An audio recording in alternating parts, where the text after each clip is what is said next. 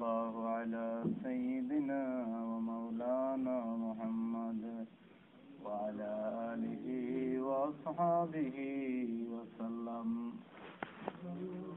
وعلى سيدنا ومولانا محمد وعلى آله وأصحابه وسلم. الحمد لله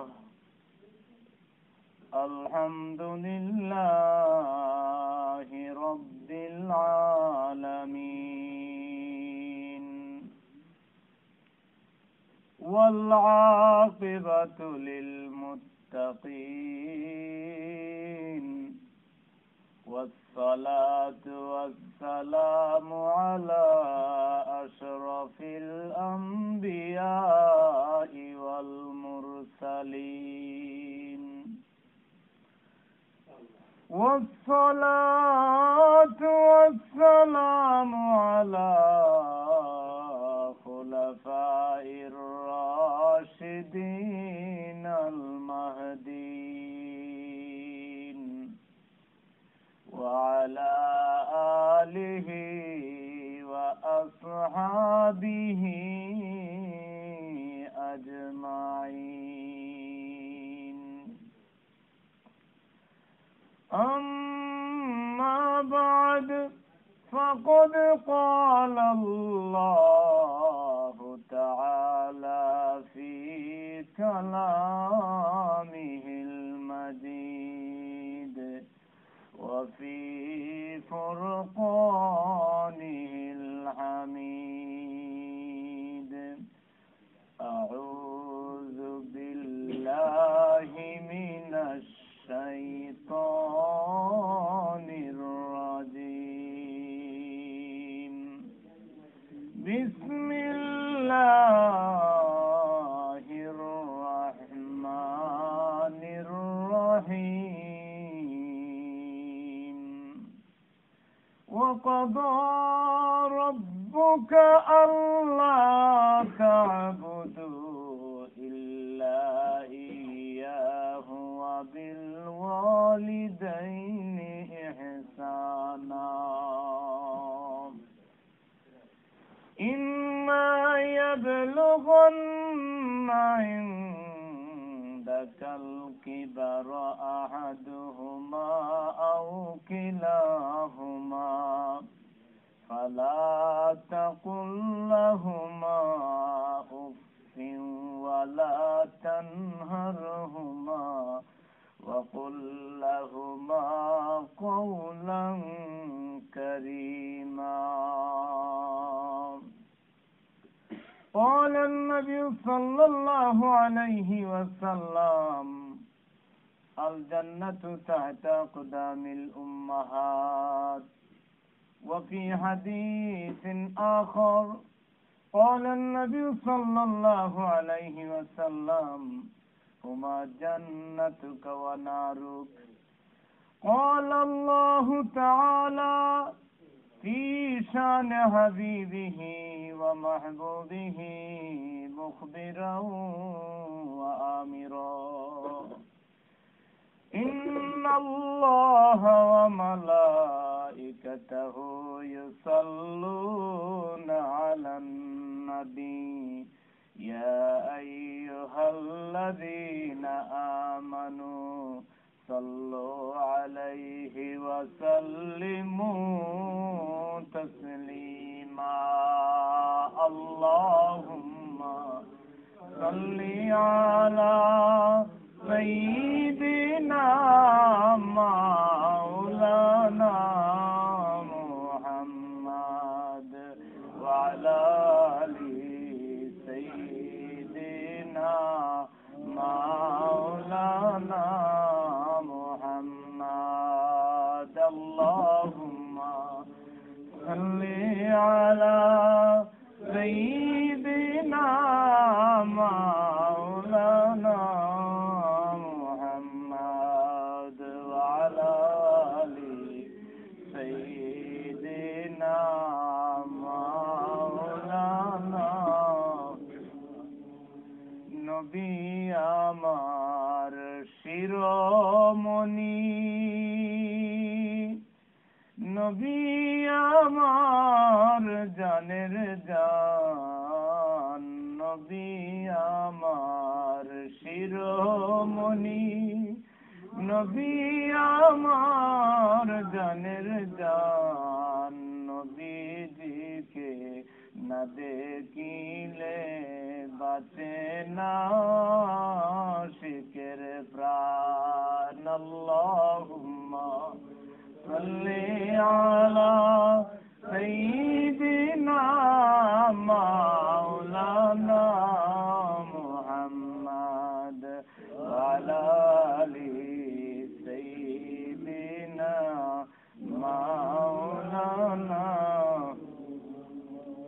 আওরে নবীজির মায়ার উম্মত আওরে নবীজির মাহফিলে আওরে নবীজির মায়ার উম্মত আওরে নবীজির মাহফিলে হাল্লাত লাকুম শাফাআতি বলছেন নবীজি হাদিসে আল্লাহুম্মা সাল্লি আলা সাইয়্যিদিনা মাওলানা মুহাম্মদ ওয়া আলা আলি সাইয়্যিদিনা মাওলানা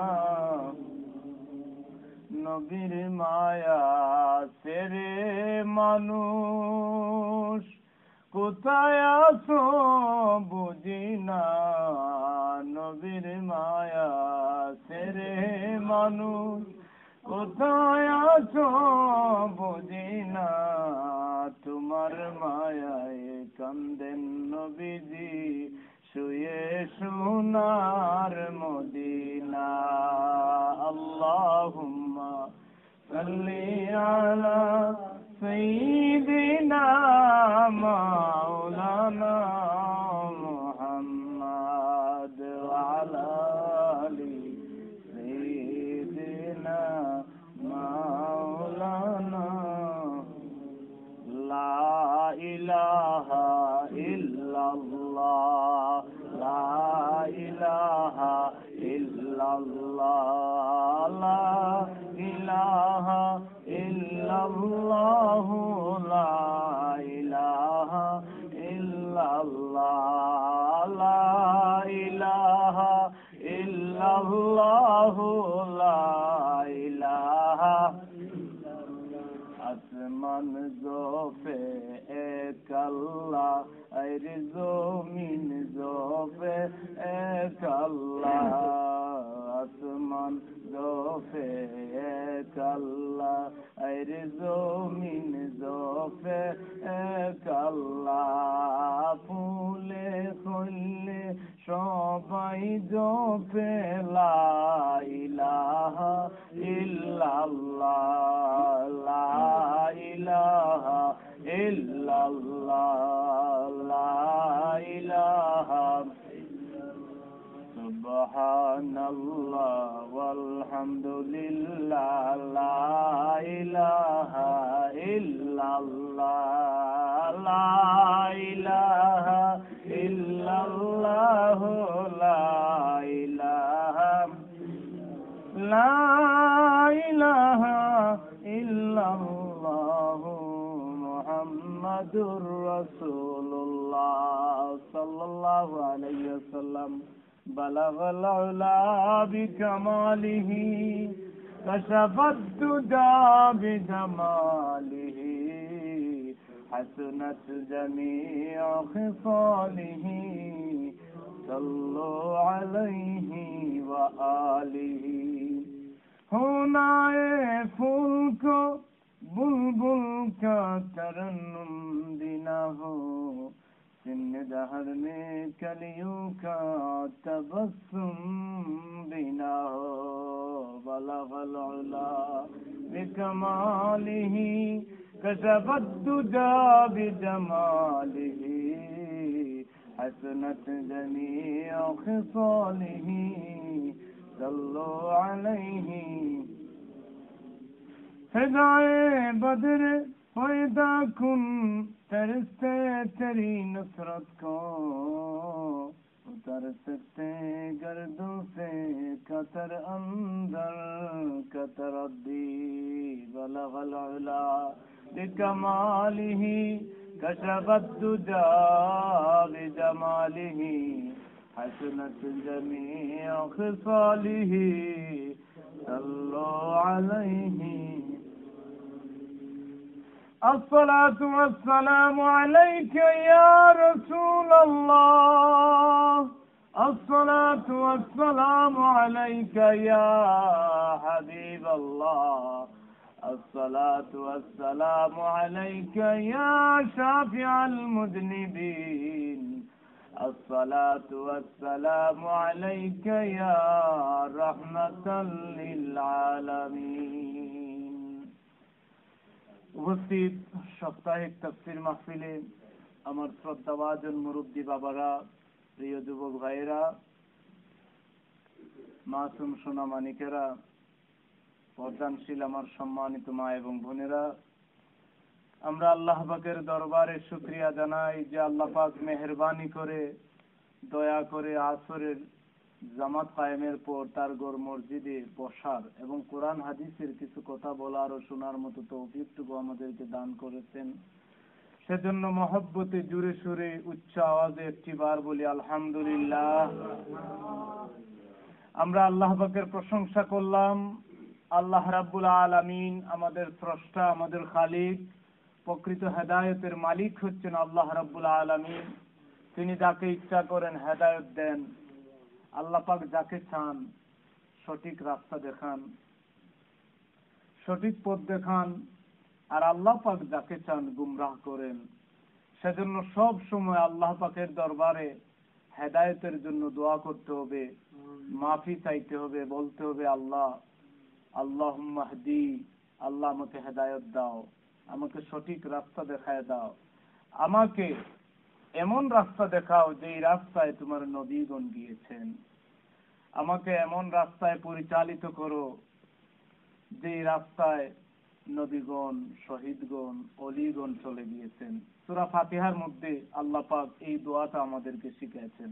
আমরা সব সময় এই দোয়া পড়ি, সিরাতাল্লাযীনা আন'আমতা আলাইহিম গায়রিল মাগদুবি আলাইহিম ওয়ালাদ-দাল্লিন।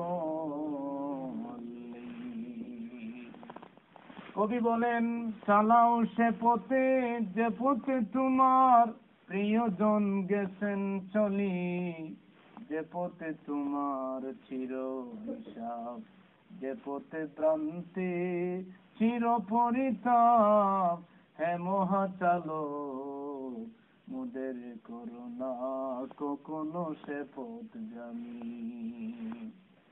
এমন পথে চালাও, এমন পথ দেখাও যেই পথে গিয়েছেন নবীগণ, যেই পথে গিয়েছেন শহীদগণ, যেই পথে চলেছেন আল্লাহর ওলিগণ, আউলিয়া কেরামগণ। সব সময় হেদায়েতের জন্য দোয়া করতে হবে। আমার আল্লাহ দোয়া শিখাইছেন, রব্বানা লা তুযিগ কুলুবানা বা'দা ইয হাদাইতানা।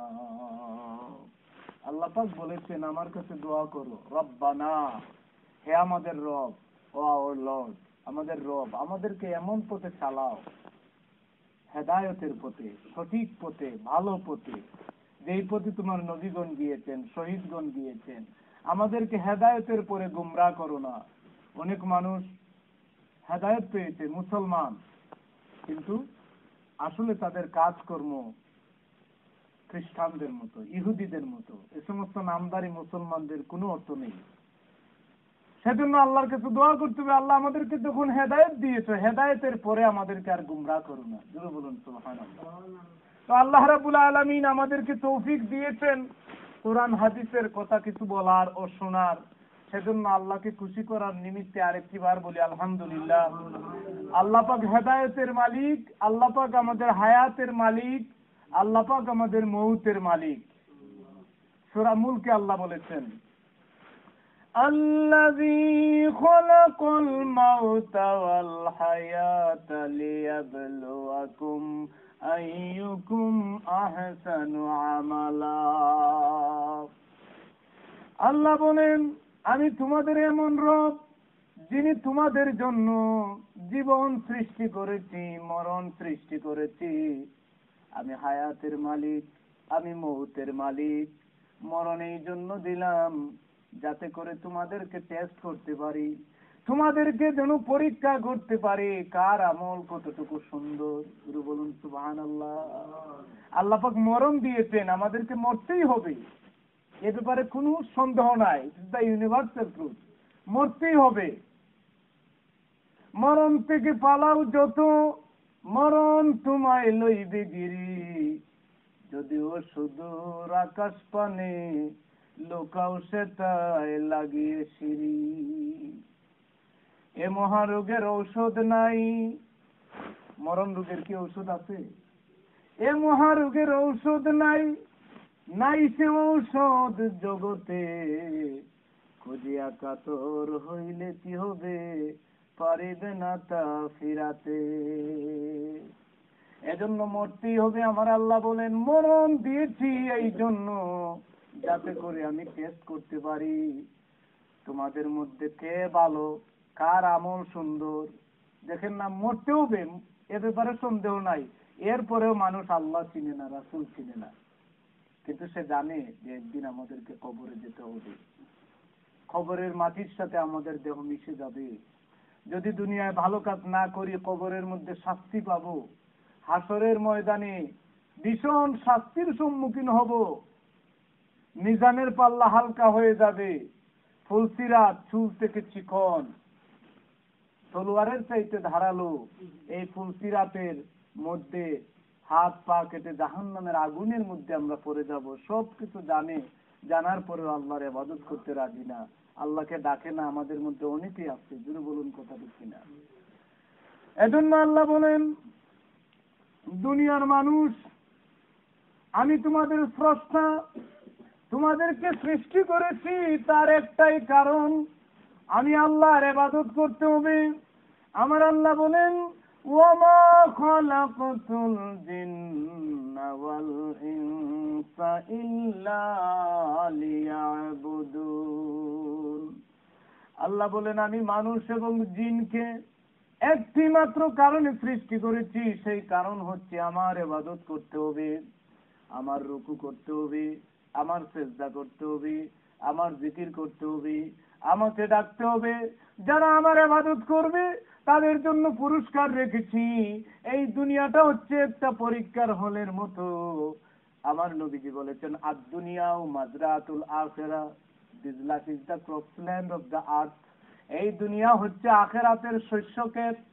আপনার 12 হাল জায়গা আছে, কিন্তু এই জায়গার মধ্যে যদি আপনি শস্য না ফলান, এই জায়গার কোনো দাম নাই।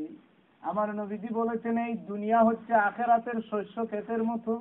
এই দুনিয়ায় যদি ভালো কাজ করেন, ভালো কাজ করে শস্য ফলায় যদি যেতে পারেন, কাল কিয়ামতের ময়দানে আমার আল্লাহ বিনা হিসাবে জান্নাতে দিয়ে দিবে। আমি বলতে চাই, আমার আল্লাহ পাক ইবাদতের তরিকা বাতায় দেওয়ার জন্য নবী পাঠালেন, বিশ্ব মানবতার মুক্তির দিশারি, আগায়ে নামদার, নূরে মুজাসসাম নবী মুহাম্মদুর রাসূলুল্লাহ সাল্লাল্লাহু আলাইহি ওয়াসাল্লাম হচ্ছেন আমাদের শিক্ষক। আমার নবীজি বলেন, বুইসু মুআল্লিমান, I have been sent as a teacher of the whole universe. আমি পুরা বিশ্বের জন্য একজন শিক্ষক হিসাবে নাজিল হয়েছি। আমার নবীজি শিক্ষক, তিনি আমাদেরকে সঠিক রাস্তা দেখানোর জন্য এই দুনিয়ার বুকে আগমন করেছেন। নবী মুহাম্মদুর রাসূলুল্লাহ আসলেন, সাথে একটা কিতাব, যেই কিতাবের নাম হচ্ছে আল কোরআন। আমাদের নবী হচ্ছেন আমাদের শিক্ষক, এবং সিলেবাস নিয়ে আসলেন। যে সিলেবাসে রয়েছে একটা কিতাব, যে কিতাবের নাম হচ্ছে আল কোরআন, কোরআন মাজিদ। আর হচ্ছে নবীজির আদর্শ, নবীজির গোটা জীবন।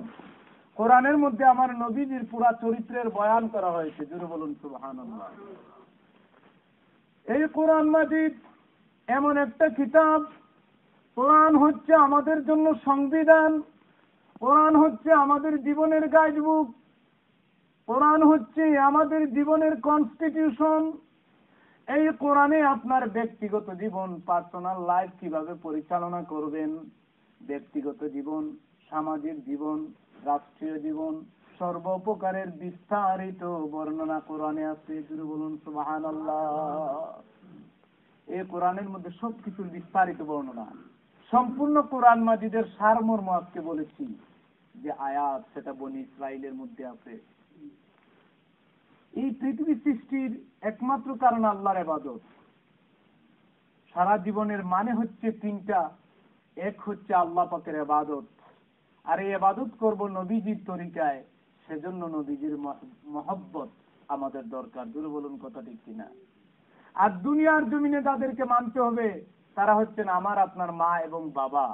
এই তিনটা জিনিসের মধ্যে একটা জিনিসে যদি আমাদের কমতি ঘটে যায়, আমাদের জান্নাত হারাম হয়ে যাবে। যদি আমরা আল্লাহর ইবাদত করি কিন্তু মা বাবাকে কষ্ট দেই, তাহলেও আমরা জান্নাতে যাওয়া সম্ভব হবে না। আর যদি মা বাবার খেদমত করি ঠিক মতো, আল্লাহর ইবাদত না করি, তবুও আমরা জান্নাতে যেতে পারবো না।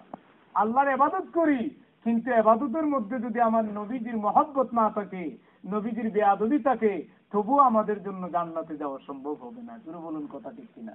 সুতরাং এই তিনটা জিনিস, ফার্স্ট হচ্ছে আল্লাহর ইবাদত, নবীজির মহব্বত, মা বাবার খেদমত। এই তিনটা জিনিস আমাদের মধ্যে থাকতে হবে। আমার আল্লাহ সূরা বনি ইসরাঈলে বলেছেন, ওয়াকাদা রাব্বুকা আল্লা তা'বুদু ইল্লা ইয়্যাহু ওয়া বিল ওয়ালিদাইনি ইহসানা ইম্মা ইয়াবলুগান্না ইনদাকাল কিবারা আহাদুহুমা আও কিলাহুমা ফালা তাকুল লাহুমা উফফিন ওয়ালা তানহারহুমা ওয়া কুল লাহুমা কাওলান কারীমা। আমার আল্লাহ বলেন, বন্ধু হাবিব আমার, দোস্ত আমার, দুনিয়ার মানুষদেরকে জানায় দাও আমি ফয়সালা দিলাম, আমি সিদ্ধান্ত দিলাম, আমার ডিসিশন হয়ে গেছে। দুনিয়ার মানুষদেরকে জানায় দাও তারা যেন আমি আল্লাহ ছাড়া আর কারো ইবাদত না করে। আল্লাহ ছাড়া কি কারো ইবাদত করতে পারবো? আল্লাহ ছাড়া কাউকে রুকু দেওয়া যাবে না, আল্লাহ ছাড়া কাউকে সজিদা দেওয়া যাবে না। রুকু পাওয়ার একমাত্র মালিক হচ্ছেন আল্লাহ, সজিদা পাওয়ার একমাত্র মালিক হচ্ছেন আল্লাহ। শুরু বলুন কথা ঠিক কিনা? আমার আল্লাহ বলেন, দুনিয়ার মানুষদেরকে জানায় দাও আমি আল্লাহ ছাড়া তারা আর কারো ইবাদত যেন না করে, কারণ আমি তাদেরকে সৃষ্টি করেছি। আল্লাহ হচ্ছেন আমাদের মুনিব, আমরা হচ্ছি গোলাম। ইবাদতের মাধ্যমে মুনিব এবং বান্দার মধ্যে সম্পর্ক তৈরি হয়ে যায়। যারা আল্লাহকে সিজদা দেয়, আমার আল্লাহ বলেন, আমার কোন বান্দা যদি আমাকে সিজদা দেয়, আমার বান্দা যেখানেই থেকে আমাকে সিজদা দেখ না কেন, আমি মাওলা আমি আমার বান্দাকে টান দিয়ে আমার রহমতের কুলে তুলে নেই। আমার আল্লাহ বলেন, এই ইবাদত যদি কেউ সঠিকভাবে করতে পারে, আমি কথা দিলাম কাল কিয়ামতের দিন তাদের জন্য জান্নাতে ঢোকার পারমিশন দিয়ে দেব। যে জান্নাতের মধ্যে কোনো দুঃখ নাই, কোনো কষ্ট নাই। দুনিয়ার মধ্যে যে যত ধরনের সুখেই থাকুক না কেন, দুঃখ কষ্ট মিলাইয়া মানুষের জীবন। জোরে বলুন কথা ঠিক কিনা? কেউ বলতে পারবে না যে সারা জীবন আমি সুখী আছি। বিভিন্ন ধরনের টেনশন ঝামেলা, যে যত বড় ধরনের পজিশনে থাকুক না কেন, যে যত বড় পজিশনে আছে তার টেনশন তত বড়। জোরে বলুন কথা ঠিক কিনা? তার চিন্তা তত বড়। সেজন্য এই দুনিয়ার জীবনকে আমাদের অগ্রাধিকার না দিয়ে আখিরাতের জীবনকে প্রাধান্য দিতে হবে। কারণ আখিরাতের জীবনে যারা জান্নাতি হবে তাদের জন্য কোনো কষ্ট নাই, কোনো দুঃখ নাই। আমার আল্লাহ বলেন, والآخرة خير وأبقى إن هذا لفي الصحف الأولى صحف إبراهيم وموسى আল্লাহ বলেন আখিরাত হচ্ছে উত্তম, afterlife is the best life and everlasting। আখিরাত হচ্ছে উত্তম, আখিরাত হচ্ছে চিরস্থায়ী। এটা পূর্ববর্তী যত কিতাব আছে সব কিতাবের মধ্যে আল্লাহ বর্ণনা করেছেন। মুসা আলাইহিস সালামের কিতাবের মধ্যে, ঈসা আলাইহিস সালামের কিতাবের মধ্যে সমস্ত নবীদের একটাই দাওয়াত ছিল আখিরাতের দাওয়াত। সমস্ত নবীদের একটাই কথা ছিল দুনিয়ার জীবন শেষ হয়ে যাবে। সমস্ত নবীদের একটাই দাওয়াত ছিল, সমস্ত নবীদের একটাই কথা ছিল আনি আবুদুল্লাহ ওয়াস্তানিবুত তাগুত, আল্লাহর ইবাদত করো, শয়তানকে পরিত্যাগ করো। সব নবীরা একটি মাত্র কালেমার দাওয়াত দিয়েছেন, সেই কালেমা হচ্ছে লা ইলাহা ইল্লাল্লাহ, লা ইলাহা ইল্লাল্লাহ। আল্লাহ ছাড়া কোনো মাবুদ নাই, আল্লাহ ছাড়া কোনো উপাস্য নাই, আল্লাহ ছাড়া কোনো খালিক নাই, আল্লাহ ছাড়া কোনো মালিক নাই। দুনিয়ার সমস্ত নবীদের একটাই কথা ছিল আল্লাহর ইবাদত করো, শয়তানকে পরিত্যাগ করো। যারা আল্লাহর ইবাদত করবে, আমার আল্লাহ কথা দিয়েছেন দুনিয়ার জমিনে তাদের কোনো ভয় নাই, আখিরাতে তাদের জন্য কোনো চিন্তা নাই। আমার আল্লাহ বলেন ওয়াকাদা রাব্বুকা আল্লা তা'বুদু ইল্লা ইয়্যাহু ওয়া বিল ওয়ালিদাইনি ইহসানা। আল্লাহর ইবাদত, মা বাবার খেদমত। আমাদের সমাজে অনেক মানুষ আছে মা বাবার কথা শুনে না, মা বাবার সাথে বেয়াদবি করে। আমার নবীজি বলেছেন দুনিয়ার মানুষ জেনে রাখো, দুনিয়ার মানুষ জেনে রাখো, to satisfy your parents means to satisfy Allah. যদি মা বাবাকে খুশি করতে পারো, মা বাবা যদি খুশি থাকেন আল্লাহ খুশি, আর মা বাবা যদি বেজার হয়ে যান আল্লাহও বেজার। বলুন সুবহানাল্লাহ। মা বাবা খুশি হলে আল্লাহ খুশি, আর মা বাবা মনের মাঝে যদি কষ্ট থাকে আরশের মালিক আল্লাহ পাকের মনের মধ্যে কষ্ট লেগে যায়। জোরে বলুন নাউযুবিল্লাহ। আমার নবীজি বলেছেন ও দুনিয়ার মানুষ জেনে রাখো, মুস্তাজাবুদ দাওয়াত হচ্ছেন তিনজন। কয়জন? তিনজন। মুস্তাজাবুদ দাওয়াত মানে যার দোয়া আল্লাহ কবুল করেন। তিন ব্যক্তির দোয়া আল্লাহ সাথে সাথে কবুল করেন। এর মধ্যে এক ব্যক্তি হচ্ছেন মা বাবা।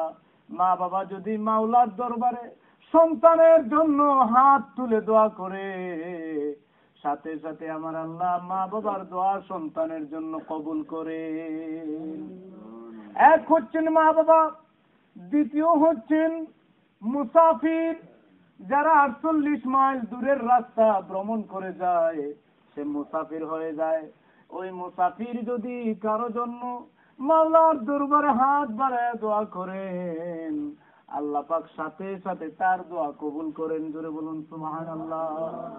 এজন্য কোন মুসাফির পেলে তার খেদমত করবেন, তাকে মহব্বত করবেন, আর বলবেন হুজুর আমার জন্য দোয়া করেন।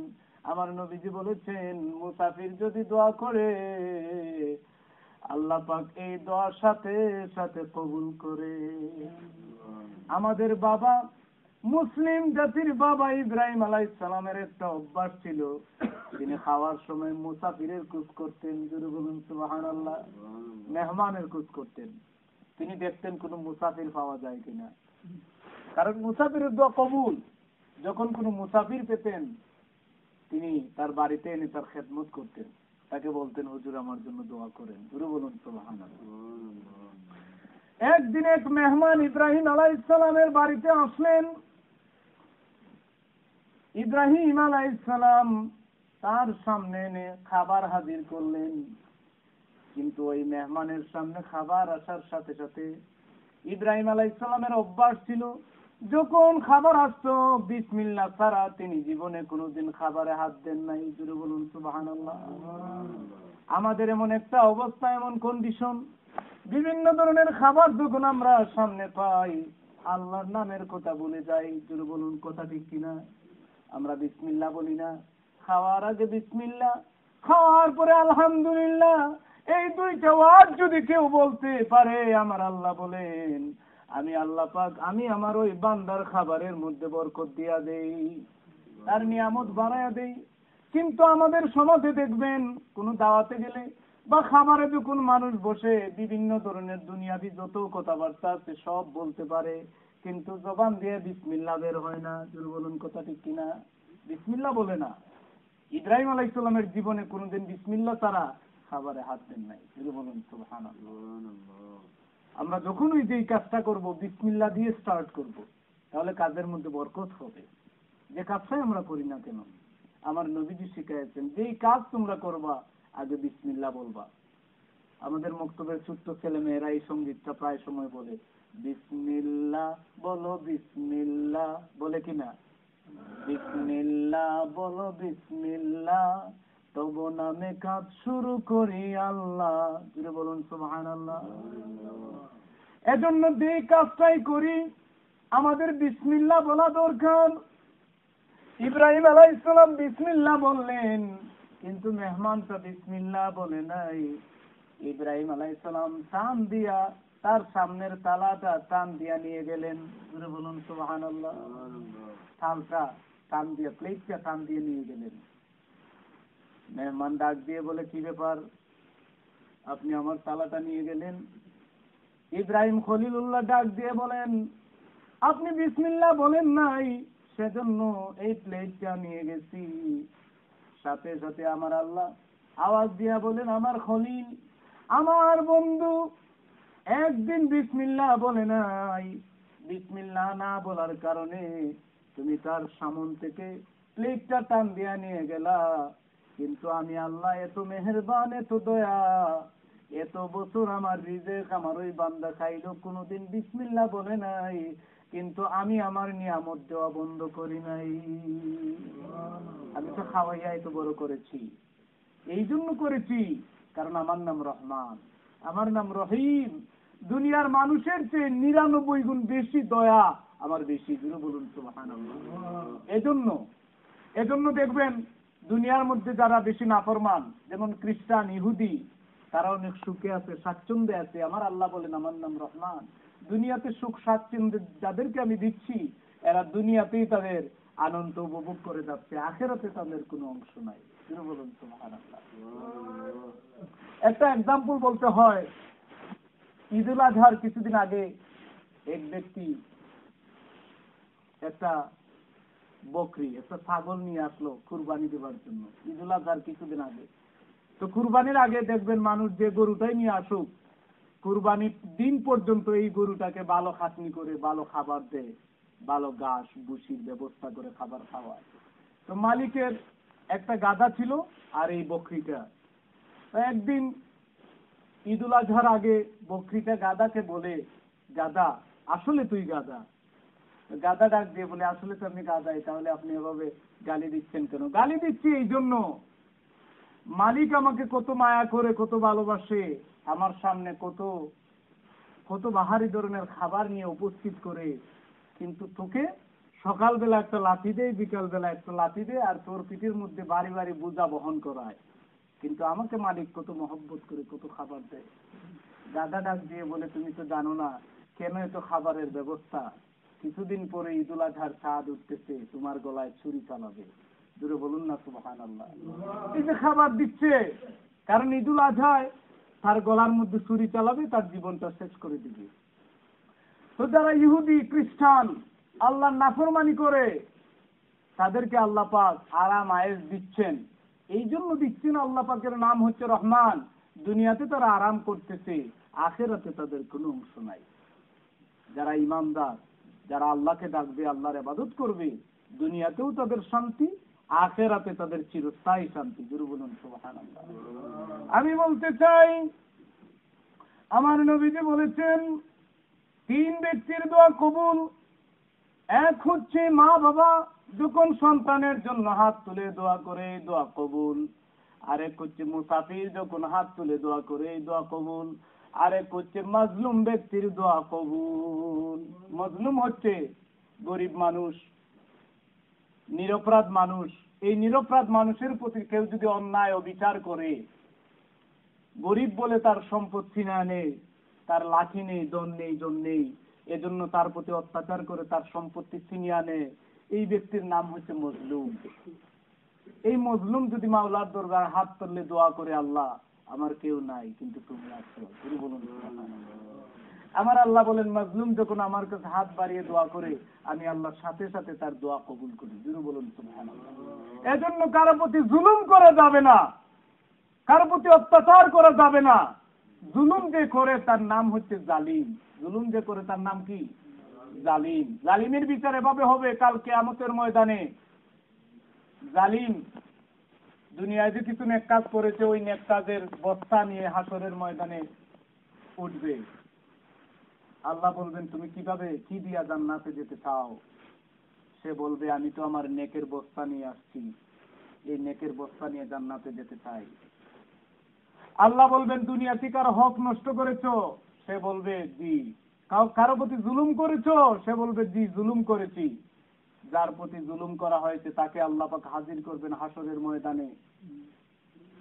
সে যখন হাজির হয়ে যাবে আল্লাহ বলবেন তোমার প্রতি সে দুনিয়ায় জুলুম করেছিল, আজ নেকের বস্তা নিয়ে হাজির, বলো তুমি কি তাকে মাফ করে দিবে? বলবেন না। আল্লাহ বলবেন কিসের বিনিময়ে তুমি মাফ করে দিতে চাও? সে বলবে আল্লাহ আমি তো মাফ করে দিব না। যদি আপনি বলেন তাহলে আমি একটা দাবি করব, আমার প্রতি যে সে জুলুম করেছে সেই জুলুমের বিনিময়ে আমি তার সমস্ত নেকির বস্তা চাই। শুরু বলুন না নাউযুবিল্লাহ। তখন আল্লাহ পাক তার নেকির বস্তা যার প্রতি জুলুম করেছে ওই মাজলুম ব্যক্তিকে দিয়ে দিবেন। তখন এই জালিম ব্যক্তির আর কোনো নেকি থাকবে না, আল্লাহ পাক সাথে সাথে তাকে জাহান্নামের আগুনে পাঠিয়ে দেবেন। কারণ আল্লাহ বলেন মানুষের হক হচ্ছে দুই ধরনের, একটা হচ্ছে হকুল্লাহ, আরেক হচ্ছে হকুল ইবাদ। এক হচ্ছে আল্লাহর হক, আরেক হচ্ছে বান্দার হক। আমার আল্লাহ বলেন একজন মানুষ ঠিক মতো নামাজ আদায় করতে পারছে না, ইবাদত সঠিকভাবে করতে পারে নাই, আমি মাফ করে দেব। কিন্তু কোনো মানুষের হক যদি নষ্ট করে, ওই মানুষটা যতক্ষণ পর্যন্ত মাফ না করে দিবে ততক্ষণ পর্যন্ত আমি আল্লাহ মাফ করব না। এজন্য মানুষের হক নষ্ট করা এটা মারাত্মক অপরাধ। মানুষের অন্তরের মধ্যে কষ্ট দেওয়া এটা মারাত্মক অপরাধ। সেজন্য আমি বলতে চাই, যখন মাজলুম দুটি হাত বাড়ে আল্লাহর দরবারে দোয়া করে, আল্লাহ রাব্বুল আলামিন সাথে সাথে ওই ব্যক্তির দোয়া কবুল করে নেন। এজন্য তিন ব্যক্তির দোয়া কবুল, মা বাবার দোয়া কবুল। সেজন্য মা বাবাকে সম্মান করতে হবে, মা বাবার খেদমত করতে হবে। আমার দয়াল নবীজি একবার খুতবা দিবার জন্য মিম্বরে আরোহণ করবেন। মিম্বরের প্রথম সিঁড়িতে যখন পা দিলেন বললেন আমিন, দ্বিতীয় সিঁড়িতে পা দিলেন বললেন আমিন, তৃতীয় সিঁড়িতে পা দিয়ে বলেন আমিন। সাহাবীরা বলেন ইয়া রাসূলুল্লাহ ইয়া হাবিবাল্লাহ, বুঝলাম না আপনি প্রত্যেকটা সিঁড়িতে পা দিয়ে আমিন আমিন উচ্চারণ করলেন, এর কারণটা কি? আমার নবীজি বলেন সাহাবীরা আমি যা শুনি তোমরা তা শোনো না, আমি যা দেখি তোমরা তা দেখো না। এই মুহূর্তে জিবরাইল আমিন আমার কাছে আসলেন, তিনটা কথা, তিনটা খবর আমাকে দিলেন। জিবরাইল আমিনের তিনটা কথা আমি পছন্দ করেছি, প্রত্যেকটা কথার সমর্থন করতে গিয়ে আমি আমিন বলেছি। জিবরাইল আমিন তিনটা কথা বলেছেন।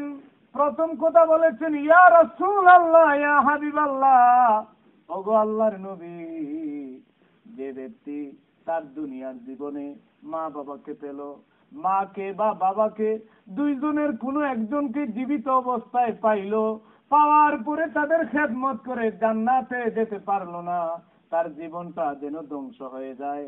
আমি বলেছি আমিন। বলুন সুবহানাল্লাহ। আমি বলেছি আমিন। যারা মা বাবার খেদমত করে জান্নাতে যেতে পারলো না তারা যেন ধ্বংস হয়ে যায়। দ্বিতীয় কথা বললেন ইয়া রাসূলুল্লাহ, যে ব্যক্তি রমজান মাস পেল, রমজান মাস পাওয়ার পরে ইবাদত করে জান্নাতে যেতে পারলো না, সে যেন ধ্বংস হয়ে যায়। আমি বলেছি আমিন। তৃতীয় কথা বলেছেন যে ব্যক্তি আপনার নাম শুনলো, নবীজির নাম শুনে কি পড়তে হয়? দুরুদ শরীফ পড়তে হয়, সাল্লাল্লাহু আলা সাইয়্যিদিনা ওয়া মাওলানা মুহাম্মদ ওয়া আলা আলিহি ওয়া আসহাবিহি ওয়া সাল্লাম। আমার নবীকে জিবরাইল বলেন, ইয়া রাসূলুল্লাহ, যে ব্যক্তি আপনার নাম শুনলো, নাম শোনার পরে আপনার উপরে দুরূদ শরীফ পাঠ করলো না, সে যেন ধ্বংস হয়ে যায়। সাথে সাথে আমার নবীজি বলেছেন আমিন। সবাই বলুন আমিন। এজন্য তিনটা কথা খুব গুরুত্বপূর্ণ। তিনটা জিনিসের মধ্যে আমরা যে বিষয়টা আমাদের কাছে ক্লিয়ার হয়ে গেছে, নবীজির উপর দুরূদ পড়া দামি, রমজান মাস দামি, মা বাবার খেদমত দামি। একদিন এক সাহাবী নবীজির কাছে হাজির হয়ে বলে, ইয়া রাসূলুল্লাহ, ইয়া হাবিবাল্লাহ, নবী গো বলো আমি খেদমত করব কার খেদমত করব? আমার নবীজি বলেছেন উম্মুক, তোমার মায়ের। শুরু বলুন সুবহানাল্লাহ। কার খেদমত? তোমার মায়ের। এরপরে তিনি বলেছেন সুম্মা মান, তারপরে কার? নবীজি বলেছেন উম্মুক, তোমার মায়ের। তিনি বলেছেন সুম্মা মান, তারপরে কার? নবীজি বলেছেন উম্মুক, তোমার মায়ের। মায়ের কথা তিনবার বলেছেন। এরপরে লোকটা বলে, হুজুর সুম্মা মান, তারপরে কার? নবীজি বলেছেন আবুক, তোমার বাবার। বলুন সুবহানাল্লাহ। তিনবার বলেছেন মায়ের খেদমতের কথা। এরপরে চতুর্থবার বলেছেন বাবার খেদমতের কথা। এই হাদিস থেকে বোঝা যায় বাবার চেয়ে মায়ের দাম আল্লাহর কাছে বেশি। বলুন সুবহানাল্লাহ। ইসলামে মাদের দাম বাড়িয়েছে, নারীদের দাম বাড়িয়েছে। নারীদের দাম দিয়েছে ইসলাম, নারীদের দাম দিয়েছে কোরআন, নারীদের দাম দিয়েছে আমাদের নবী মুহাম্মদুর রাসূলুল্লাহ। নারীদের দাম বাড়াতে গিয়ে আমার নবীজি বলেছেন আল জান্নাতু তাহতা আকদামিল উম্মাহাত, heaven lies under the feet of the mother. জান্নাত হচ্ছে মায়ের পায়ের নিচে। জান্নাত কার পায়ের নিচে? কোন হাদিসে বাবার পায়ের নিচে কোথায় কথা বলা হয় নাই। মায়ের পায়ের নিচে হচ্ছে জান্নাত। জোরে বলুন সুবহানাল্লাহ। আমাদের পায়ের নিচে জুতা, আর মায়ের পায়ের নিচে জান্নাত। জোরে বলুন সুবহানাল্লাহ। মায়ের পায়ের নিচে হেভেন। তার অর্থ হচ্ছে মা বাবার খেদমত যদি আমরা করতে পারি, মায়ের খেদমত যদি আমরা সঠিকভাবে করতে পারি, আল্লাহ পাক আমাদেরকে জান্নাত দিয়ে দিবে। একদিন এক সাহাবী বলে, ইয়া রাসূলুল্লাহ, মা বাবার আনুগত্য সম্পর্কে, মা বাবার দায়িত্ব সম্পর্কে আমাকে একটু ধারণা দেন। আমার নবীজি সংক্ষেপে বললেন, হুমা জান্নাতুকা ওয়া নারুকা, your parents is your heaven and hell. তোমার মা বাবা তোমার জন্য জান্নাত, তোমার মা বাবা তোমার জন্য জাহান্নাম। জোরে বলুন সুবহানাল্লাহ। মা বাবার খেদমত যদি আমরা করি আমরা জান্নাতে যাব, আর মা বাবার খেদমত যদি আমরা না করি আমরা জাহান্নামের আগুনে জ্বলব। দুনিয়ার এমন কোন সন্তান নাই যে মা বাবার পুরোপুরি হক আদায় করা সম্ভব। এটা কি সম্ভব? মা বাবার হক আদায় করা কিছুতেই সম্ভব না। আমার নবীজি জন্মের আগে তার বাবাকে হারিয়ে ফেলেন। জন্মের 6 বছর পর উনার দরদি মা আমিনা দুনিয়া থেকে বিদায় হয়ে গেলেন। এরপরেও মায়ের খেদমত করে উনি উনার দুধ মার খেদমত করে বিশ্বের মানুষকে বুঝায় দিলেন, দুনিয়ার মানুষেরা, আমি আমার মায়ের খেদমত করা, বাবার খেদমত করা আমার ভাগ্যে জুটে নাই। কারণ আমার বাবা আমার জন্মের আগেই বিদায় হয়ে গেছেন। আমার মা, যখন আমি কথা বলতে পারি না, শিশু ছিলাম, তখনই আমার মা বিদায় হয়ে গেলেন। দুধ মার খেদমত করে আমার নবীজি প্রমাণ করলেন মা বাবার খেদমত আল্লাহ পাকের জান্নাতে যাওয়ার একটা উপায়। শুরু বলুন সুবহানাল্লাহ। আমার নবীজি গনিমতের মাল ডিস্ট্রিবিউট করতেছেন। কিসের মাল? গনিমতের মাল। গনিমতের মাল বলা হয় কাফেরদের বিরুদ্ধে যুদ্ধ করে যুদ্ধের পরে কাফেরদের পক্ষ থেকে প্রাপ্তদের সম্পদ, যুদ্ধলব্ধ সম্পদকে বলা হয় গনিমতের মাল। আরবিতে বলা হয় আনফাল। গনিমতের মাল ডিস্ট্রিবিউট করতেছেন। সাহাবীরা নবীজির সামনে বসে আছেন। সাহাবীরা নবীজির সামনে এমন ভাবে বসতেন, এত নীরবতা পালন করতেন, মনে হতো যেন তারা জিন্দা না মরা কিছুই বোঝা যেত না। জোরে বলুন সুবহানাল্লাহ। উড়ন্ত পাখি তাদের মাথায় বসতে যেত। পাখিরা সাহাবীদের মাথায় বসতো, কারণ পাখিরা তারা বুঝতে পারতো না ওরা মানুষ না কাঠ। জোরে বলুন সুবহানাল্লাহ। নবীকে এত তাজিম তারা করতেন, এত সম্মান করতেন, জোরে বলুন সুবহানাল্লাহ। আমার নবীজি গনিমতের মাল বন্টন করতেছেন, হঠাৎ করে দেখলেন এক বৃদ্ধা মহিলা ওনার কাছে আসতেছে। বৃদ্ধা মহিলা যখন কাছাকাছি আসলেন, নবীজি ওই বৃদ্ধা মহিলাকে সম্মান জানানোর জন্য দাঁড়ায় গেলেন। এটা তো এক্সাম্পল, নবীজি বৃদ্ধা মহিলাকে সম্মান করার জন্য দাঁড়ালেন। আমরাও যদি কাউকে সম্মানার্থে দাঁড়াই, এটা কি বেয়াদবি হবে? নবীজির সুন্নাত। মা ফাতিমার কাছে নবীজি যেতেন, মা ফাতিমা নবীকে দেখলে দাঁড়ায় যেতেন। নবীর কাছে যখন মা ফাতিমা আসতেন, ফাতিমাকে দেখে নবীজি দাঁড়ায় যেতেন। বলুন সুবহানাল্লাহ। নবীজি ফাতিমাকে দাঁড়াতেন, এটা মহব্বতের দাঁড়ানো, আর ফাতিমা নবীকে দেখে দাঁড়াতেন, এটা সম্মানের দাঁড়ানো। জোরে বলুন সুবহানাল্লাহ। এক সাহাবী, সম্মানজনক লিডার, তিনি নবীজির সকল সাহাবীদের কাছে আসলেন। আমার নবীজি ডাক দিয়ে বলেন, কওমু লিসাইয়্যিদিকুম, তোমরা তোমাদের লিডারের সম্মানে দাঁড়ায় দাও। জোরে বলুন সুবহানাল্লাহ। এজন্য আমরা যখন লেখাপড়া করতাম মাদ্রাসায়, আমাদের কোন শিক্ষক যখন আমাদের ক্লাসরুমে ঢুকতেন, আমরা ওনাকে সম্মান জানানোর জন্য দাঁড়িয়ে যেতাম। এটা নবীজির সুন্নাত, এ ব্যাপারে কোনো সন্দেহ নাই। এজন্য আমি অনুরোধ করব, মিশকাত শরীফের বাবুল কিয়াম নামে একটা বাব আছে, এই বাবটা যারা জানেন পড়ার জন্য আমি অনুরোধ করব। আমি বলতে চাই, বৃদ্ধা মহিলা আসলেন, নবীজি সম্মানের জন্য দাঁড়ায় গেলেন, গায়ের চাদর বিছায়া বসতে দিলেন। বৃদ্ধা মহিলা বসলেন, কথাবার্তা বললেন।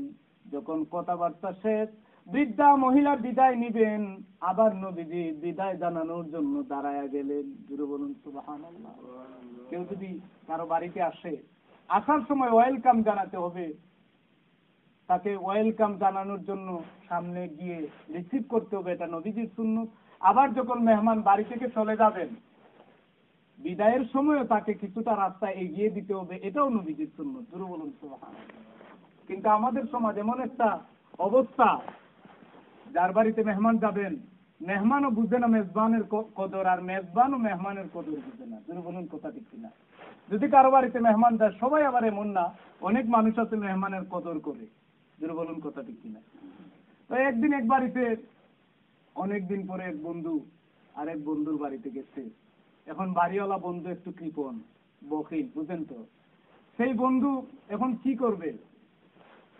রিসিভ করতে না করতে, রিসিভ করার সাথে সাথেই বলতেছে, বন্ধু তুমি তো অনেকদিন পরে আসছো, আজকে তো আর থাকবেন না, আরেকদিন কোন দিন আসবেন সেটা বলে যাও। বলুন সুবহানাল্লাহ। আরেকদিন কোন দিন আসবেন? তুমি তো অনেকদিন পরে আসছো, আজকে তো আমি জানি থাকবেন না, আরেকদিন কোন দিন আসবেন? রিসিভ করার আগেই সে এই কথাটা বলছে। তো যিনি মেহমান, তিনিও চিন্তা করলেন যে আমি তো আসছি কিছুদিন থাকার জন্য, তিনি বলতেছেন অনেকদিন পরে তো আসছি, আজকে তো আর যেতে দিবেন না, একটা লঙ্গি দেন, গোসলটা সেরে নিন। ফিরে বলুন না সুবহানাল্লাহ। তা আমাদেরই অবস্থা। আরো কিছু মেজবান আছে, এমন কিছু মেহমানকে কদর করে, যারা বাড়িতে মিষ্টির প্যাকেট বড় বড় নিতে পারবে, এদেরকে সম্মান করে। জোরে বলুন কথা ঠিক কিনা? আর গরিব যারা এক ব্যাগ বিস্কুটের ব্যাগটা নিয়ে গেল, এদেরকে সঠিকভাবে সম্মান করে না, কদর করে না। সম্মান করতে হবে সবাইকে সেম পর্যায়ে। বড় বড় মিষ্টির প্যাকেট নিয়ে আসলেন তাই বলে বেশি সম্মান করবেন, এটা হতে পারে না। কবি শেখ সাদির জীবনের একটা কাহিনী শুনুন। কবি শেখ সাদি ভালো একজন কবি, বড় মাপের একজন কবি। আমরা যে বালাগাল উলা বিকামালিহি পড়ি, এই কবিতা তিনি লিখেছেন। জোরে বলুন সুবহানাল্লাহ।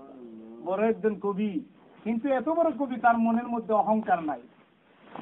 তিনি কোনোদিন প্রাউড ফিল করেন না, সাধারণ বেশে চলাফেরা করতেন। তো একদিন এক জায়গায় বেড়াতে যাচ্ছেন, হঠাৎ করে এক রাজার বাড়িতে, আমিরের বাড়ির কাছে তার সন্ধ্যা হয়ে গেল। তিনি আমিরের বাড়িতে উঠলেন, কিন্তু তার পরনে ছিল সাদা সিধা পোশাক।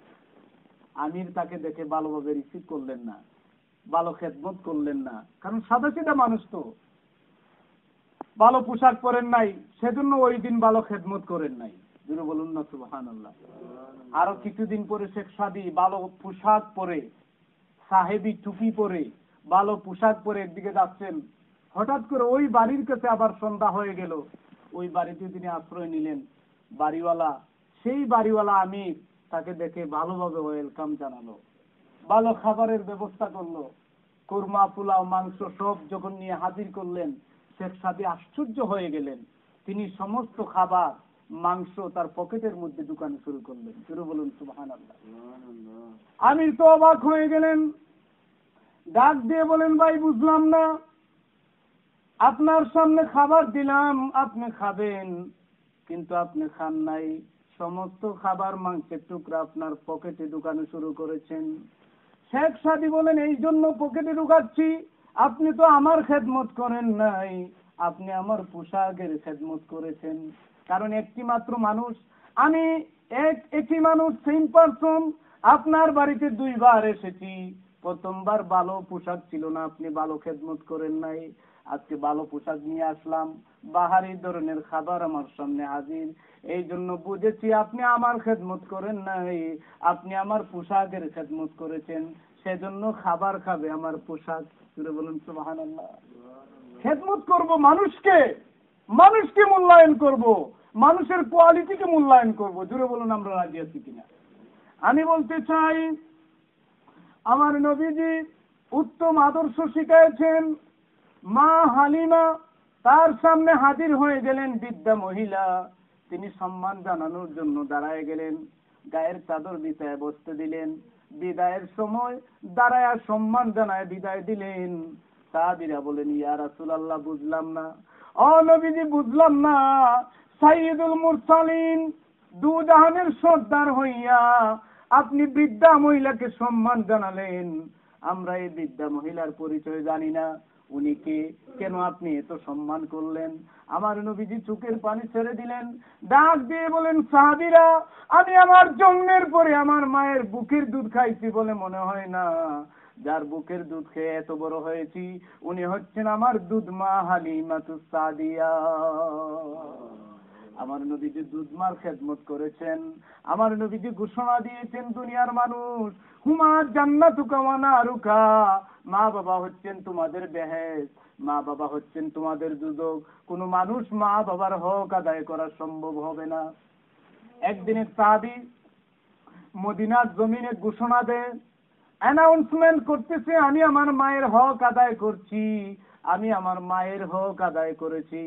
আব্দুল্লাহ ইবনে ওমর নবীজির আরেকজন সাহাবী, আব্দুল্লাহ ইবনে ওমর তার ঘোষণা শুনতেছেন, ডাক দিয়া বলেন, কি তুমি অ্যানাউন্সমেন্ট করতেছো, কি ঘোষণা দিতেছো, কার হক আদায় করেছো? ওই লোকটা বলে, আমি আমার মায়ের হক আদায় করছি। আব্দুল্লাহ ইবনে ওমর বলেন, কিভাবে তুমি মায়ের হক আদায় করলা? ওই লোকটা বলে, আমি আমার মায়ের হক এইভাবে আদায় করেছি, আমি আমার মাকে নিয়ে হজ করেছি, সাফা মরুয়া সাই করেছি, কাবাগর তওয়াফ করেছি, মিরা মুজদালিফায় গিয়েছি, শয়তানকে কঙ্কর মেরেছি, হজের যত কাজ আমি করেছি, সমস্ত কাজ আমি যখন করেছি, আমার বৃদ্ধা মা আমার কাঁধের উপরে ছিলেন। বলুন সুবহানাল্লাহ। আমার মাকে কাঁধে বহন করে হজের সমস্ত কাজ আমি করেছি, সুতরাং আমি বুঝেছি আমি আমার মায়ের পুরা হক আদায় করেছি। আব্দুল্লাহ ইবনে ওমর ডাক দিয়ে বলেন, ও সাহাবী, এমন কথা তুমি বলবা না, এমন কথা তুমি বলবা না, কারণ তোমার মা তোমাকে যখন ভূমিষ্ঠ করেছিল, যখন তুমি দুনিয়ার জমিনে যেই দিন আগমন করেছিলে, মা বেহুশ হয়ে যেই একটা ওয়ার্ড আহ শব্দ উচ্চারণ করেছে, এখন পর্যন্ত আহ শব্দের হক তুমি আদায় করতে পারো নাই। মা এত কষ্ট করেছে, এজন্য নবীজি বলেছেন, মায়ের হক বাবার চেয়ে 3 গুণ বেশি। মা ডেলিভারির সময় কষ্ট করেছে, মা সন্তানকে যখন 10 মাস 10 দিন পেটে বহন করেছেন, ঠিক মতো খাবার খেতে পারেন নাই, ঠিক মতো ঘুমাতে পারেন নাই, ঠিক মতো আল্লাহর ইবাদত করতে পারেন নাই। এমন একটা মুহূর্তে মা যখন খাবার খেতে গেলেন, সন্তান পেটের মধ্যে লাথি মেরেছে, মা ঠিক মতো খাবার খেতে পারে নাই। মা যখন ঘুমাতে গিয়েছে, সন্তান পেটের মধ্যে লাথি মেরেছে, মায়ের ঘুম ভেঙে গেছে। আমার নবীজি বলেছেন, ওই মা এত কষ্ট করেছে, ঠিক মতো দিনের বেলা খাবার খেতে পারে নাই, আমার আল্লাহ মায়ের আমল নামায় 10 মাস 10 দিন রোজা রাখলে যেই সব, ওই সব তার আমল নামায় লিখে দিয়ে। মা যে ঘুমাতে পারেন নাই, 10 মাস 10 দিন সারা রাত জেগে জেগে ইবাদত করলে যেই সব, ওই সব আল্লাহ মায়ের আমল নামায় লিখে দেন। ডেলিভারির সময় মায়ের কষ্ট হয়েছে, জিহাদের ময়দানের মতো জমিনে রক্ত ছড়িয়ে দিয়েছে। আমার নবীজি বলেছেন, গলা কাটা শহীদের পুরা মর্যাদা আল্লাহ পাক ওই মায়ের আমল নামায় দিয়ে দেবে। আমি বলতে চাই আমার মায়েরা, আমার বোনেরা, ইসলামে মায়ের দাম বাড়িয়েছেন, নারীদের সম্মান বাড়িয়েছেন। আমার নবীজি বলেছেন, এমন কোন মানুষ যদি তার ঘরে যদি 3টা মেয়ে সন্তান হয়, ওই 3টা মেয়ে সন্তানকে যদি লালন পালন করে, বড় করে, সঠিকভাবে পাত্রস্থ করে দিয়ে দেয়, ওই 3টা সন্তানের বাবা এবং আমি মুহাম্মদুর রাসূলুল্লাহ জান্নাতের মধ্যে এভাবে পাশাপাশি থাকবো। আমার নবীজি নারীদের দাম বাড়িয়েছেন। আমার নবীজি বলেছেন, দুনিয়ার মানুষ, তোমরা যদি কোথাও সফরে যাও, সফর থেকে যদি বাড়িতে আসো, হাতে যদি আঙ্গুর থাকে, বেনানা থাকে, আপেল থাকে, কমলা থাকে, আগে তোমরা মেয়েদের থেকে দেওয়া শুরু করবা। আগে কমলা কার হাতে দিবা? মেয়ের হাতে দিবা। আমার নবীজি বলেছেন, নারীর দাম এই জন্য বাড়ালাম কারণ আমি হচ্ছি মেয়েদের বাবা। শুরু বলুন সুবহানাল্লাহ। নবীজির সন্তানেরা ছোটবেলায় মারা গিয়েছিল, আর যে 4জন মেয়ে জীবিত ছিলেন তারা বয়স্ক অবস্থায় তাদের বিয়ে হয়েছে, সন্তানের মা হয়েছে। মেয়েদের দাম আমার নবীজি বাড়িয়ে দিয়েছেন। জোরে বলুন সুবহানাল্লাহ। আমার নবীজি ফাতেমাকে মহব্বত করতেন, সন্তানকে, যত মেয়ে ছিলেন সবাইকে তিনি মহব্বত করতেন সমান পর্যায়ে। মেয়েদেরকে আবার বাবারা এমন ভাবে মহব্বত করবেন না যে একজন মেয়েকে বেশি ভালোবাসেন আরেকজনকে কম ভালোবাসেন, তাহলে প্রবলেম হয়ে যাবে। সবাইকে সেম পর্যায়ে নবীজি যে আদর্শ আমাদের জন্য রেখে গেছেন, সেই আদর্শ আমাদের জীবনে বাস্তবায়ন করতে হবে। তো আমি একথাটাই বলতে চাই, আমার নবীজি বলেছেন, আল জান্নাতু তাহতা আকদামিল উম্মাহাত, জান্নাত হচ্ছে মায়ের পায়ের নিচে। সেই জন্য আমাদের এই ওয়াদা, এই অঙ্গীকার, এই প্রমিস করতে হবে, আমরা যতদিন জীবিত থাকবো মায়ের খেদমত করব, বাবার খেদমত করব। কারণ মা বাবার কলিজায় যদি কষ্ট থাকে, আল্লাহ পাক কষ্ট পেয়ে যান, এবং এই নাফরমান বান্দাকে আল্লাহ পাক জাহান্নামের আগুনে জ্বালাবেন। সেই জন্য আল্লাহ রাব্বুল আলামিন আমাদের সবাইকে যেন মা বাবার খেদমত করার তৌফিক দান করেন। সবাই বলুন আমিন। অনেকে বলতে পারেন, মা বাবার সাথে বেয়াদবি করছি, মা বাবা তো এখন নাই, কবরে চলে গেছেন। আমার নবীজি বলেছেন, আপনার জন্য মা বাবা কবরে যাওয়ার পরেও কিছু হক আছে। হক হচ্ছে 5টা। একটা হচ্ছে মায়ের কবরের কাছে যাবেন, বাবার কবরের কাছে যাবেন, হাত তুলে তাদের জন্য দোয়া করবেন। জোরে বলুন সুবহানাল্লাহ।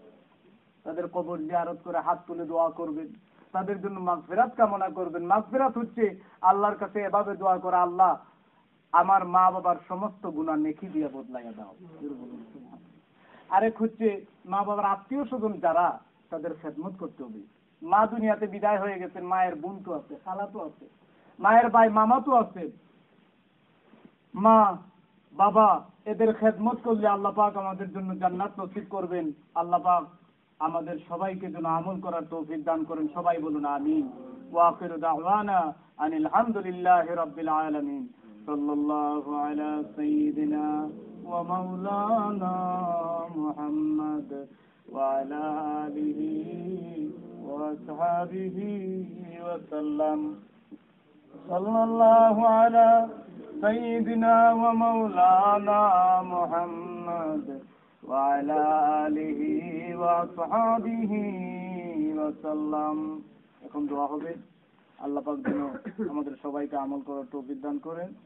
আসুন আমরা একে অন্যের জন্য দোয়া করি। আমিন। আল্লাহুম্মা আমিন।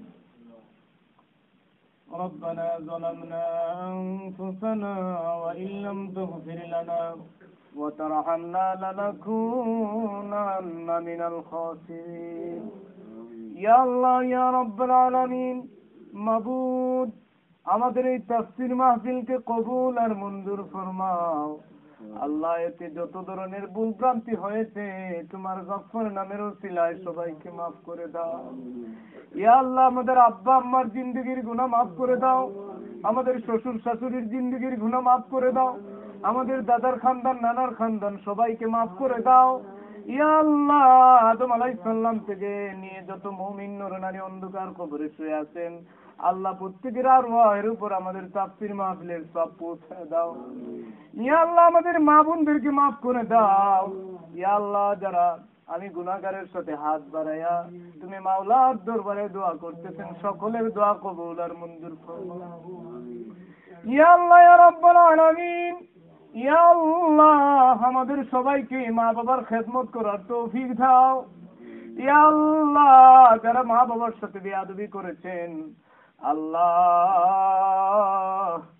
মা বাবার কাছে ক্ষমা চাওয়ার মতো সুযোগ দিয়া দাও, তাদের মন মানসিকতার মধ্যে পরিবর্তন সৃষ্টি করে দাও।